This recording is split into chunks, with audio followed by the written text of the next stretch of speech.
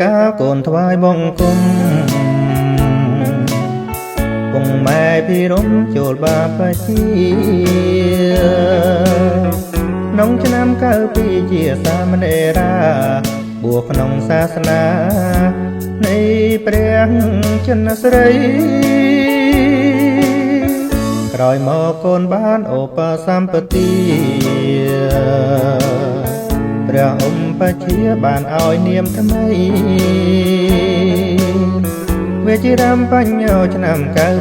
97ជាភឹងពេញទី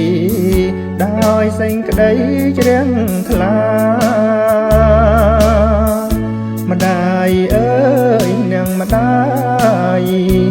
កុំស្ដាយធម៌ទាំងឡាយជាអនន្តាសូមម្ដាយកាំងរណាកូនសូមលាសង្ខារនាពេលនេះហើយ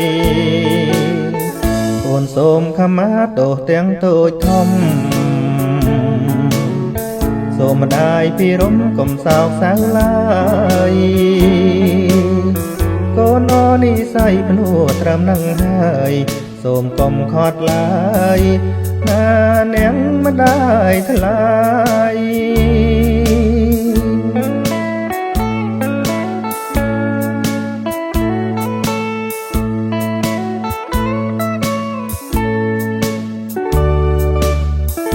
ម្ដាយអើ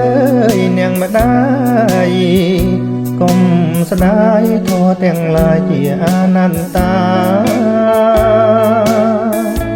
សូមម្ដាយកាំងរណាកូនសូមលាសង្ខារនាពេលនេះហើយ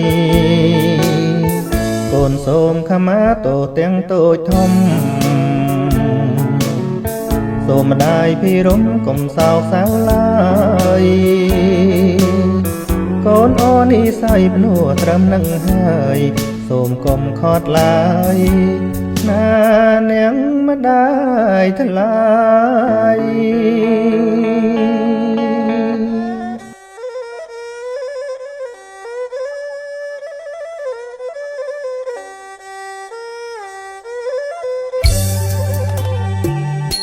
គួរឲ្យអាណិតណាជីវិតក្មេងវត្តមកពីអាជនបទកំសត់ទ្រព្យយាណាគួរឲ្យអាណិតណាជីវិតក្មេងវត្តមកពីអាជនបទកំសត់ទ្រព្យយា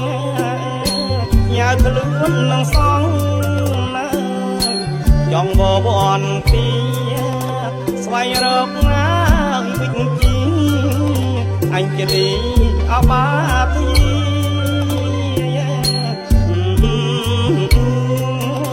ស្វែងរកណាវិជ្ជាអញជាលីអបាទីរត់ដោយបាយបាតណាអបាតសាសនាប្រនិបត្តិឡើយធម៌អាប្រាថ្នាពុនរីរត់ដោយបាយបាតអបាតសាសនាប្រនិបត្តិឡើយធម៌អាប្រាថ្នាពុនរីរលប់